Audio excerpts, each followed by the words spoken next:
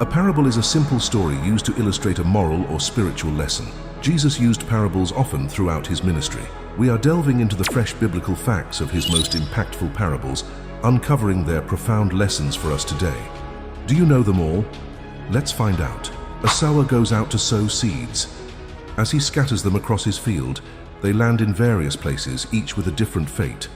Some seeds fall along a path. Here they don't have a chance to root. Birds quickly snatch them away. This path represents those who hear the gospel but don't understand it. The message is quickly taken from their hearts before it can take root.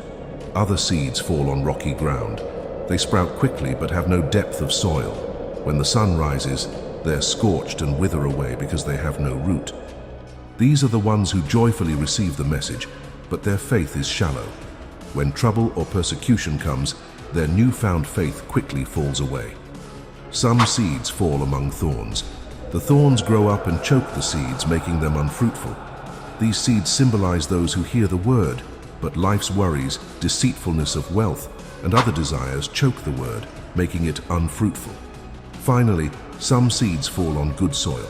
They produce a crop, multiplying what was sown, some 160 or 30 times. The good soil represents someone who hears the word and understands it, truly accepting it into their heart and life, leading to a fruitful life in faith. So what kind of soil are you? Are you ready to cultivate a heart that truly embraces and multiplies the message of faith? A tiny mustard seed, seemingly insignificant, holds within it a surprising secret about the kingdom of heaven. Let's explore the parable of the mustard seed, a story that reveals how great things often start from the smallest beginnings. Jesus describes the kingdom of heaven as a mustard seed, the smallest of all seeds sown by a farmer. Despite its tiny size, the mustard seed grows into a large garden plant, even becoming a tree where birds can rest in its branches. The parable illustrates that from humble, small beginnings, the kingdom of heaven grows into something expansive and welcoming. Think about the small actions and decisions in your life that can grow into something much greater.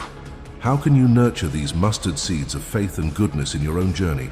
Did you know that a tiny amount of yeast can transform an entire batch of dough? This simple kitchen ingredient is at the heart of a profound spiritual lesson from Jesus. In the parable, Jesus compares the kingdom of heaven to yeast, which a woman mixes into a large amount of flour. Just like yeast, which is small and seemingly insignificant, works through the dough until it has all risen, the kingdom of heaven works quietly but effectively. This parable teaches us that the kingdom of heaven, although it may start small or unnoticed, has a transformative and expansive impact. Consider the small but powerful influences in your life. How can they, like yeast, transform your surroundings and grow your faith? Imagine stumbling upon a treasure so valuable that you'd sell everything to possess it. This scenario isn't just a daydream, it's a powerful illustration used by Jesus. A man accidentally finds a hidden treasure in a field. Upon discovering it, his joy is so immense that it drives him to action. Recognizing its worth, he sells everything he owns to buy that field,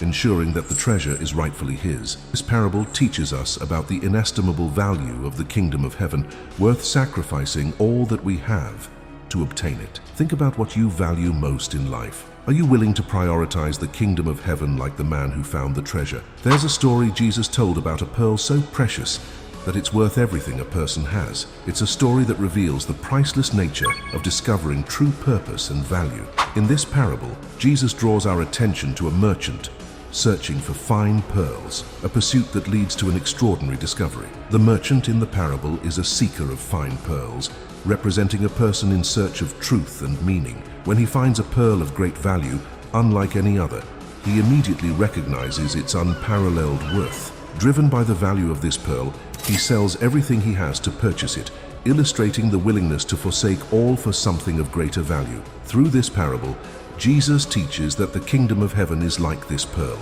so valuable that it justifies the total commitment of one's life. Ask yourself, what are you willing to sacrifice for something of eternal value? Imagine a net that gathers all kinds of fish from the sea.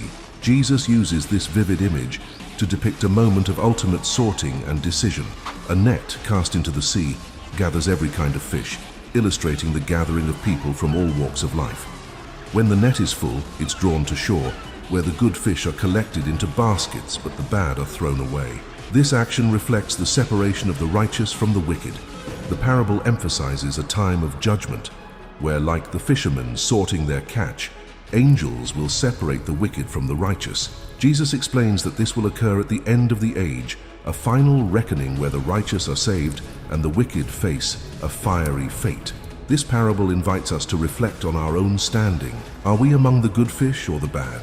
A king, a servant, and an unfathomable debt. In a tale that mirrors our own interactions with mercy and justice, Jesus tells of a king settling accounts with his servants. A servant owing an impossibly large debt to the king is brought forward. Unable to pay, he faces the prospect of a dire punishment. Upon pleading, the servant receives the king's compassion. His entire debt is forgiven, showcasing the king's extraordinary mercy. The same servant, however, refuses to show mercy to a fellow servant who owes him a much smaller amount, having him imprisoned for the debt. When the king learns of this, he rebukes the unforgiving servant for his lack of mercy and revokes his own forgiveness, reinstating the original debt. Jesus uses this story to highlight the importance of forgiving others, as we ourselves have been forgiven much more by God. Reflect on the forgiveness you've received in your life. How does it inspire you to extend grace to others? Imagine getting paid a full day's wage for just an hour of work. Sounds unfair? Jesus used this surprising scenario to teach about the kingdom of heaven. In this intriguing story, Jesus compares the kingdom of heaven to a landowner hiring workers for his vineyard. But the pay turns out to be a lesson in divine generosity. The landowner hires workers early in the morning, agreeing to pay them a denarius for a day's work. He goes out again at various hours, mid-morning, noon, and mid-afternoon, hiring more workers each time, promising to pay what is right. In the late afternoon, he hires more workers, even with just an hour left in the workday. At the end of the day, all workers are paid the same wage, starting with the last hired, leading to grumbling among those who worked all day. The landowner explains that he is not being unfair. He chose to give the last workers the same as he gave the first. He asserts his right to do what he wants with his own money and questions if the others are envious because he is generous. This parable challenges our notions of fairness and entitlement. How does it speak to your understanding of God's grace? In a simple tale of two sons, Jesus reveals a profound truth about obedience and the heart's true intentions. The father asks the first son to work in the vineyard. Initially, the son refuses, but later changes his mind and goes. The second son immediately agrees to work in the vineyard, but then fails to follow through on his promise. Jesus asks, which of the two did the father's will? The answer is clear. The first son, despite his initial refusal, ultimately obeys. The parable illustrates that true obedience isn't about initial promises or words, but about actions and a heart willing to repent and follow through. Think about your own commitments and promises. Are they reflected in your actions? A landowner, ungrateful tenants, and a tragic end. Jesus' parable of the wicked tenants is a stark portrayal of betrayal and justice. A landowner plants a vineyard, equips it with everything needed, and leases it to tenants before leaving on a journey, illustrating God's provision and trust. When the time comes to collect his share of the harvest, the landowner sends servants, but the tenants beat, kill, and stone them, showing their refusal to honor their agreement and their disrespect for the landowner. Finally, the landowner sends his son, thinking they will respect him. Instead, the tenants kill the son, hoping to claim his inheritance, symbolizing the rejection and crucifixion of Jesus. Jesus asks what the landowner will do to these tenants. The answer is that he will bring those wretches to a wretched end and lease the vineyard to others who will give him his share of the crop at harvest time, indicating divine judgment and the transfer of privilege to those who honor God. This parable is a call to self-examination.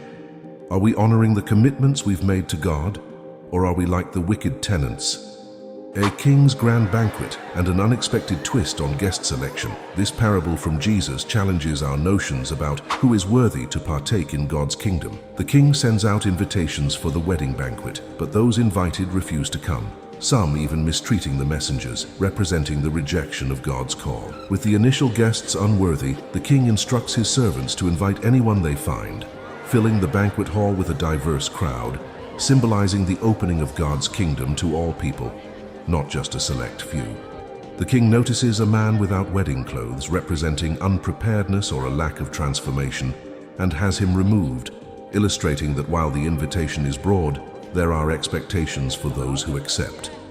Jesus concludes with, "Many are invited, but few are chosen," suggesting that while God's invitation to the kingdom is extensive, it requires a genuine and prepared response. Think about your response to God's invitation. Are you ready and willing to partake in what He has prepared? Bonus parable! In a field where a good seed was sown, an enemy sowed weeds, creating a parable that speaks volumes about the kingdom of heaven and the reality of good and evil. Let's delve into the parable of the weeds and uncover the profound truths Jesus reveals about righteousness, evil, and judgment. A man sows a good seed in his field, but under the cover of night, his enemy comes and sows weeds among the wheat and slips away. The field's owner sows good seeds, but an enemy introduces weeds, symbolizing the coexistence of good, the wheat, and evil, the weeds, in the world. As the wheat sprouts and forms grain, the weeds appear as well. The servants notice and are puzzled, representing the recognition of evil growing alongside the good. The owner instructs the servants to let both grow together until the harvest, to avoid uprooting the wheat along with the weeds, illustrating patience and the complexity of distinguishing true righteousness. At harvest time, the reapers first gather the weeds to be burned and then collect the wheat into the owner's barn, symbolizing the end times when evil will be separated from good and judged accordingly.